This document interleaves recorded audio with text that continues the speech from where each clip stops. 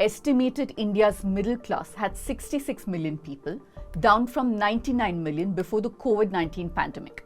Indian think tank Price says that middle class increased to 31% of the total population in 2020-2021 from the 14% in 2004 and 2005. So what is ailing India's middle class? The Indian middle class's burden increasing.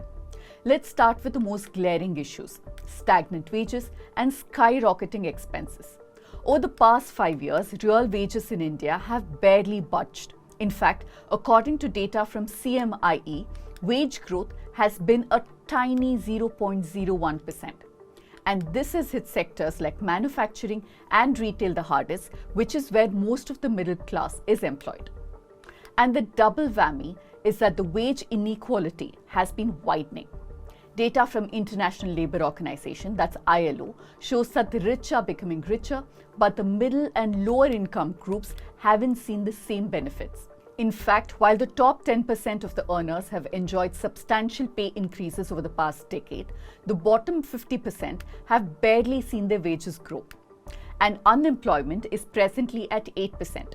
Food inflation, for example, has hit 10.9%, and overall inflation stands at 6.2%. Add to this the rising household debt. Many families are forced to take on loans just to maintain the current standard of living.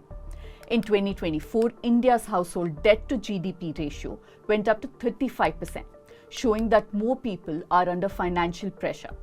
The middle class, with not much of savings or job security, is increasingly depending on credit to make ends meet. So with less and less disposable income, private consumption by the middle class, which drives 60% of India's GDP, is slowing down. Even major companies like Nestle India and Hindustan Unilever are feeling the pinch, reporting drops in demand. Nestle's managing director went as far as to warn of a shrinking middle class, a sign of how deep the problem runs. If the middle class is struggling to maintain its purchasing power, that means that the consumer-driven economy is in serious jeopardy, and all sectors are feeling the squeeze. It's no wonder then that the December Purchasing Managers Index, or PMI, fell to a 12-month low. The PMI is a key indicator of the economic health, measuring activity in manufacturing and services sector. And then there is a GST, the tax system that was supposed to simplify all our lives. GST सिर्फ एक tax reform नहीं है, लेकिन वो आर्थिक reform का भी एक अहम कदम है. But instead, it has added to our woes. Salted popcorn, caramelized popcorn, plain popcorn. I did an entire episode on this, and you can watch how bizarre some of the GST slabs are here. But the thing is, the middle class is feeling the pinch of the GST even on essentials. Take healthcare for example. Health insurance premiums are taxed at 18%. This means recovering from an illness comes with a hefty price tag. Education is another area where families are hit hard. Parents prioritizing their kids' future and ending up paying 18% GST on private schools, coaching classes, and even study material. If that wasn't enough, the tax on two-wheelers adds insult to injury. A two-wheeler isn't a luxury for most middle-class families. It's a necessity for getting to work, school, or even the market. But they're taxed at 28%, the same rate as a luxury car. The middle class also faces double taxation. Salaried middle-class individuals are among the largest contributors to income tax, with rates as high as 20 to 30% for higher income brackets. In between all of this, if you manage to save, then your savings are taxed too. Interest earned from fixed deposits and recurring deposits and even basic saving accounts doesn't come tax-free. Owning property and commuting also come with steep taxes for the middle class. Homeowners pay upfront costs like stamp duty, registration fees, and annual property taxes, while two-wheelers and cars are taxed multiple times through GST and road tax. So with people spending less and less, the GDP has nosedived to 5.4% in the second quarter. That's between July and September of 2024. To make matters worse, government spending on infrastructure, schools, and hospitals has been on the decline. So what can be done to give some relief? Let's talk solutions. First off, the tax-free limit of income can be increased to 5 lakh rupees. This means that anyone earning up to 5 lakhs would pay no tax at all. Also, for those earning about 20 lakh rupees, the 30% tax should only kick in for incomes above the threshold, not for the entire sum. Then, essentials like healthcare and education, as well as housing, shouldn't be taxed at high rates. These are luxuries, these are basic needs. Lowering the GST on these would also bring the much needed relief for families already struggling with their budgets. For people buying homes right now, they can only reduce their taxable income by 1.5 lakh for their home loan repayments. If this limit is increased to 3 lakhs, they would save more money on their taxes. Healthcare is essential, and families shouldn't have to drain their savings to afford insurance or medical treatments. Increasing health insurance premium deductions to 40,000 to 70,000 for at least senior citizens would help make healthcare more affordable and accessible. And of course, make sure that there's no GST on healthcare. Next, we need better roads, better schools, and better hospitals. More government spending in these areas would directly benefit the middle class, giving them access to better infrastructure and services. And where will money for all of this come from? Well, tax the ultra-rich. It's time for the wealthiest to contribute more. Introducing a wealth tax of 2% on assets of over 100 crores and considering an inheritance tax on large estates would help address the growing wealth inequality. The top 1% of the population controls more than 40% of the nation's wealth, while the bottom 50% owns just 3%. And the loans given to the big corporations that turn into NPAs, the government should be more proactive in ensuring recovery. Of the 10.57 lakh crores written off in the last 5 years, 5.52 crores are pertaining to loans of large industries. It's time for policymakers to prioritize middle class, to recognize that our struggles aren't just personal, but national. Because a thriving middle class isn't just good. Data, he says that the middle class has borrowed hand over fist. Credit card and retail loans have jumped from 4 to 11% in the last decade, and this is not borrowing for investment, it is borrowing for consumption. Basically, they are borrowing to survive or to finance something that they want or need. It's not like a home loan, which is an investment. He says that according to his research, 5 to 10% of Indian middle class will find it difficult to come out of this debt trap because they are struggling even to meet daily expenses. Basically, he says that 45% of India's borrowers are subprime, means they have poor credit worthiness and are at high risk of default. 48% of the debt taken by these borrowers is for consumption, not for asset building. Mukherjee basically cites 3 reasons as to why India's middle class seems to be losing economic momentum. The first one is stagnating wages.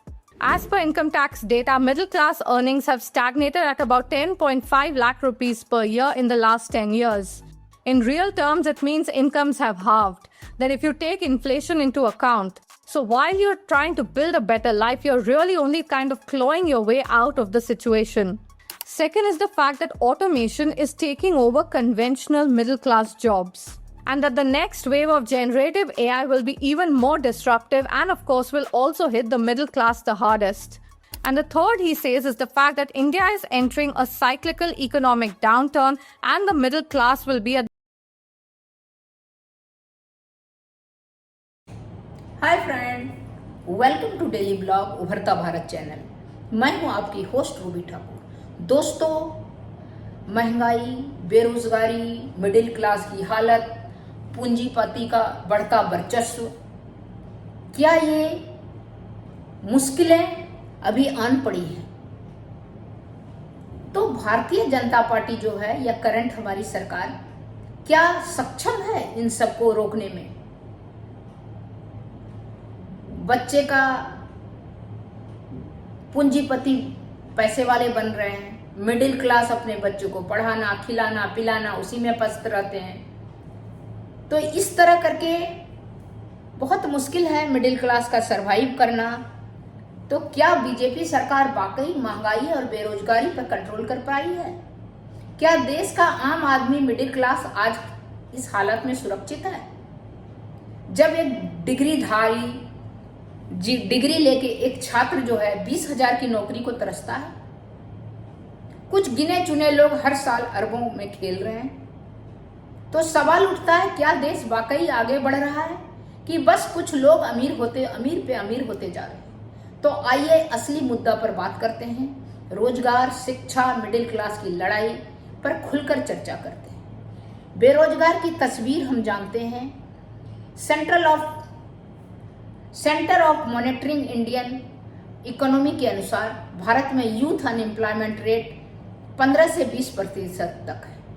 हर साल लगभग 1 crore graduate market में आते हैं, लेकिन अच्छी नौकरी 10 से 15 लाख को ही मिल पाती है।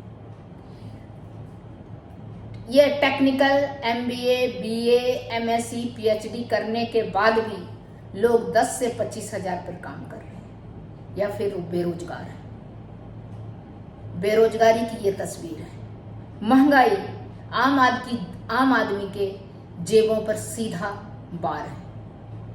गैस सिलेंडर 1100, दूध 60 रुपया 70 रुपया लीटर, टमाटर 60-70, प्याज, आटा सब दोगुना। Middle class EMI, school fees, medical, ration सबका खर्चा उठाना भारी पड़ रहा है। महंगाई दर जो है रेट कई 6% प्लस जा चुकी है, जो RBI के लिमिट से ऊपर है। तो अमीर गरीब के बीच बढ़ती खाई। रिपोर्ट के अनुसार भारत में सिर्फ 1% लोग 40% से ज्यादा दौलत के मालिक हैं। अंबानी, अडानी जैसे पूंजीपति की संपत्ति तेजी से बढ़ी है, जबकि मिडिल क्लास टैक्स देता रहा, सुविधाएं उसकी घटती रही। सरकारी निजीकरण, रेलवे, एयरपोर्ट, LIC, BPCL आदि से रोजगार सिकुड़ के रह गया है। आम आदमी को फायदा नहीं मिल पा रहा है। सरकारी योजना कितना कारगर है, कितना काम की है, वो जानते हैं। PM रोजगार मेला और स्किल इंडिया जैसे योजनाएं शुरू हुई, लेकिन रोजगार की क्वालिटी और संख्या दोनों पर सवाल है। स्टार्टअप इंडिया की शुरुआत जोरदार थी, लेकिन 2024 में 5,000 स्टार्टअप बंद हो गया। सरकारी नौकरियां घट गई है। पेपर लीक, भर्ती में देरी आम हो गई। मिडिल क्लास की पीड़ा, भविष्य की चिंता। मिडिल क्लास ना अमीर है ना गरीब है, पर सबसे ज्यादा टैक्स पेयर है।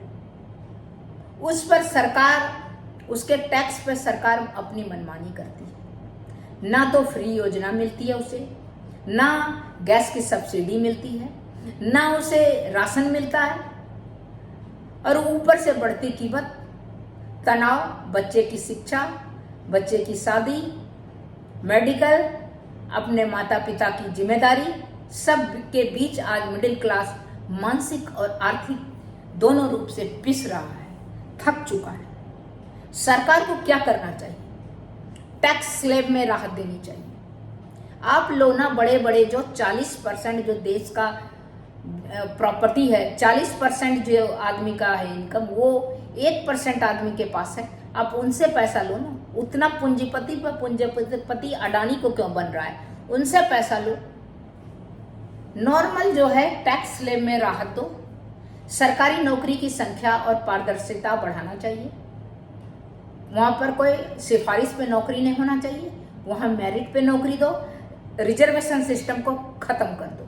जो मेरिट रहेगा वो नौकरी पाएगा, जो मेरिट में नहीं रहेगा वो दूसरी नौकरी पाएगा। शिक्षा, हेल्थ सेंटर पर बड़ा निवेश जरूरी है। बड़े बड़े हॉस्पिटल के मालिक पूंजीपति बने रहे हैं, उसको सरकार ने छूट दे रखा है। कोई अगर नेता है तो उसका आप देखिए हॉस्पिटल, हर स्टेट में अलग अलग हॉस्पिटल। तो ये सब जो है आंख बंद करके राजनीति नहीं करना चाहिए। आप जिस पर राजनीति कर रहे हैं, जो आपको चुन के भेजा है, उसके भविष्य से आप खिलवाड़ नहीं कीजिए। मिडिल क्लास की आवाज पॉलिसी लेवल पर सुना जाना चाहिए। मिडिल क्लास की हालत क्यों खराब है?